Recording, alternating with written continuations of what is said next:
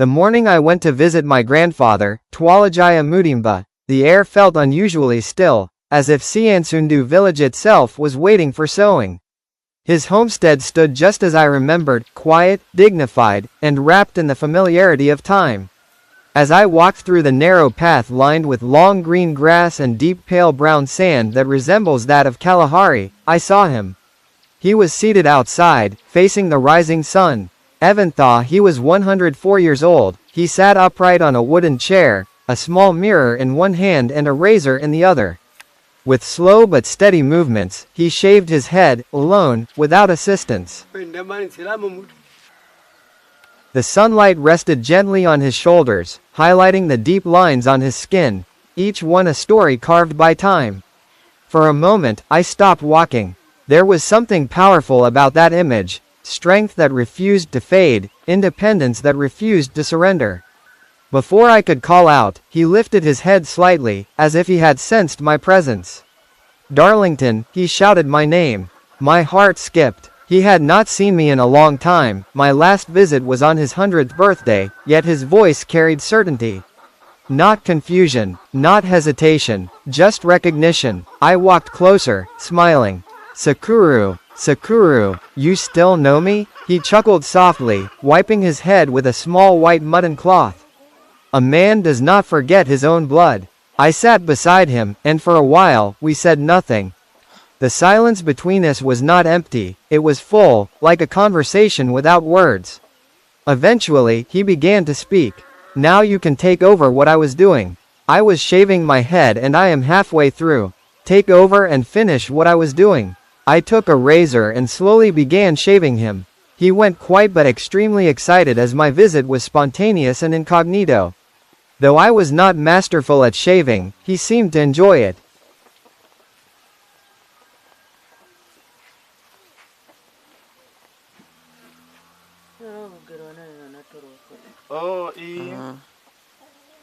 Manje imende mtu wako antandikonzi yobo tupewe kugera.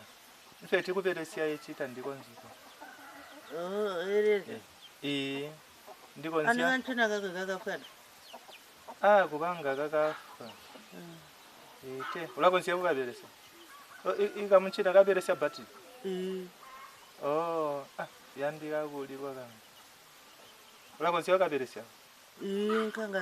Ngaligera ngwe papa one time. Mona biyo. Ona bobo.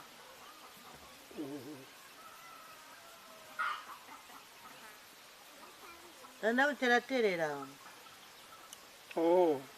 Ate kwa benda uchera tere. Abagashire ani balabindwa. Okay.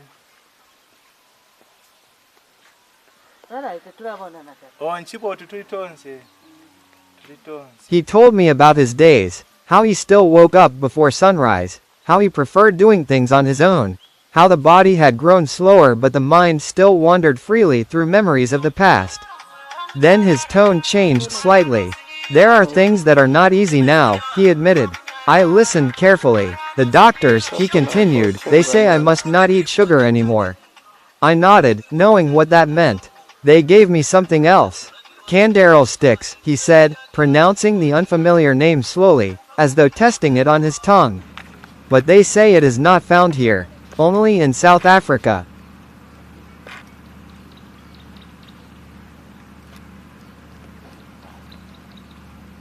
So this is the house, small house of my grandfather. Just a simple one with a veranda where he spent most of his time resting, but of course he doesn't stay inside during the day.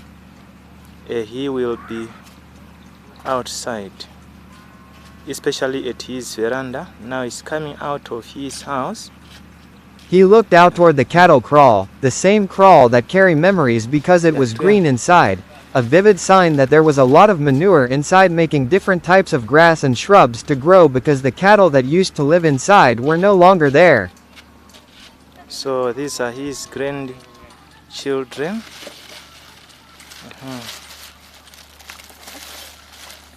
Okay, yeah, gamujisi. Yeah, so this is the type of sugar which he is now taking because of diabetic condition, so he's now taking canderel sticks to supplement the normal sugar which we use. So this box is very important. Yeah. So these are canderel sticks is sweetener. So this type of sugar, the canderel sticks, they are not easy to find in Zimbabwe. They are normally ordered in South Africa, which is a hassle because there are very few people who goes to South Africa from this side. So this is a huge challenge. Now he is very worried the fact that he can't have it anymore. We really need to make plans. He slowly turned his head and looked at me and said, "How does a man stop what he has known his whole life?" He asked quietly.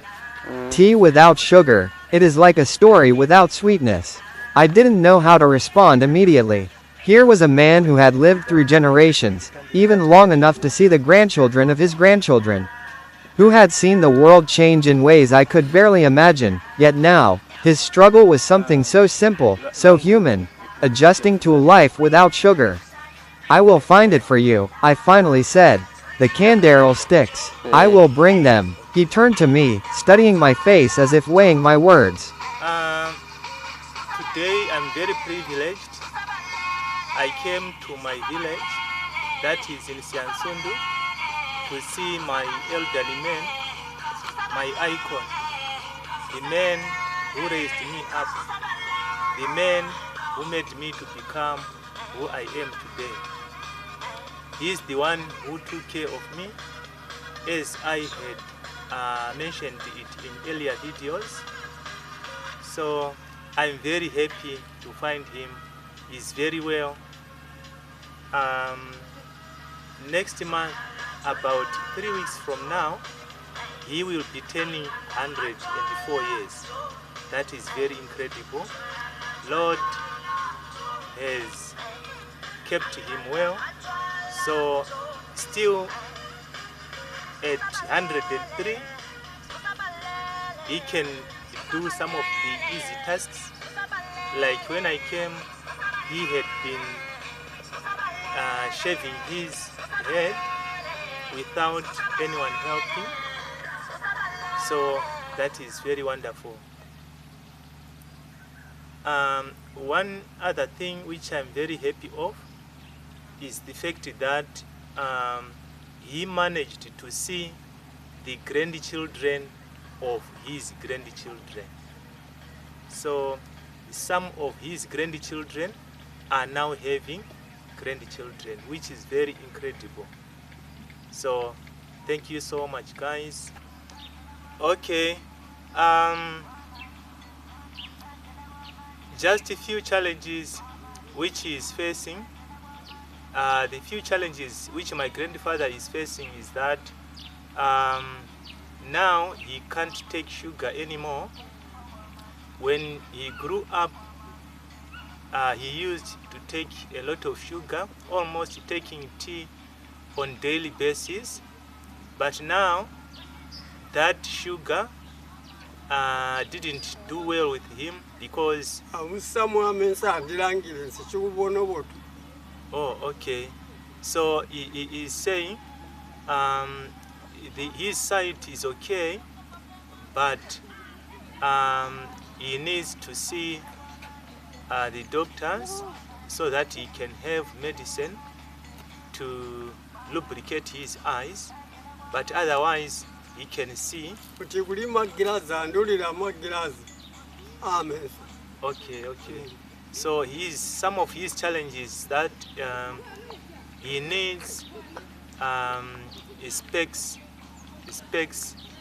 the glasses, so that he can improve his eyesight, but he can see. Trust me, he can see, because when I came, he was able to recognize me. He knew that it was me who was coming.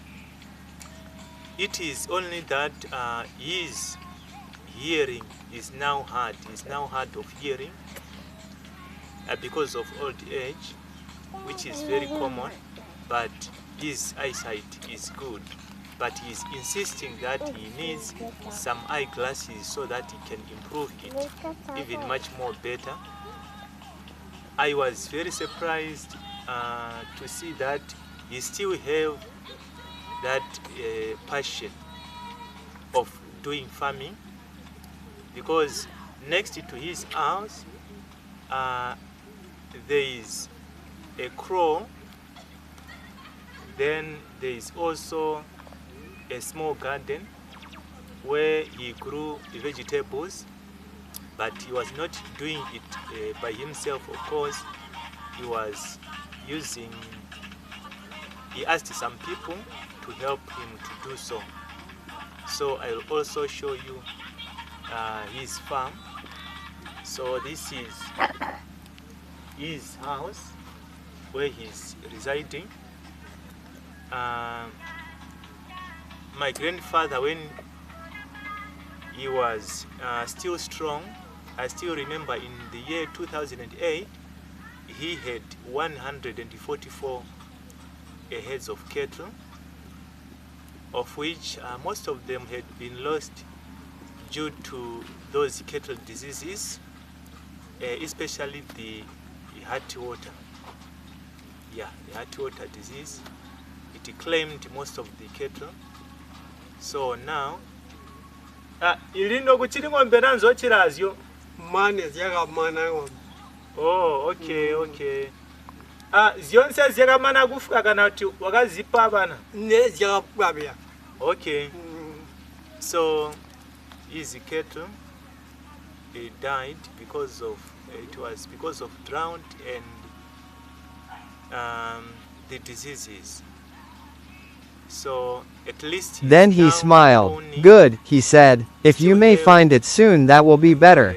The one I have will only take me for 3 weeks. The sun had risen higher now, warming the ground beneath our feet. And as I sat beside him, I realized something. His strength was not just in reaching 104 years, or in shaving his own head, or even in remembering my name. It was in how he faced change. Not with anger, not with fear, but with quiet acceptance, and just enough humor to make it bearable. Your buildings and so on, because he had buildings and of course a cattle which are no longer there now, but at least he is surviving. We thank the Lord so much for that. Okay. Okay, so this is his toilet. This is a toilet. Then on the other side, it's a bathroom. So he uses this toilet, and there is a bathroom on the other side. So I think it's very good, especially in rural areas. On the other side, as I was telling you guys, it's a garden. It's a garden where there are some maize cobs. As you can see, yeah, maize cobs. You can follow me.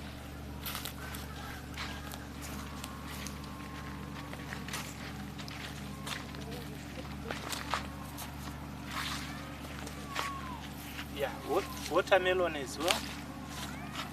You can see these small watermelons. Yeah, he likes this one because as a farmer, he used to drink a lot of watermelons. So that's it. I think this is what I can show you guys for now. Thank you so much for the support. Thank you so much. I really appreciate. So maybe the last thing which I am proud of is the fact that my grandfather is same age as Julius Nyerere of Tanzania. Those who might know history, the first president of Tanzania, Julius Nyerere. He was born in 1922, just the same as my grandfather. My grandfather is still being kept by the Lord, is still here to this day. Thank you so much. Dive into a world of Twalijaya media news, mystery, and inspiration. By subscribing to our channel, you'll unlock incredible stories that captivate your imagination and leave you wanting more. From untold real-life experiences to jaw-dropping tales from around the globe, every video is crafted to entertain, inspire, and spark your curiosity. Hit that subscribe button now and join a community of story lovers who never settle for the ordinary, because the next unforgettable story is just a click away. Support us by subscribing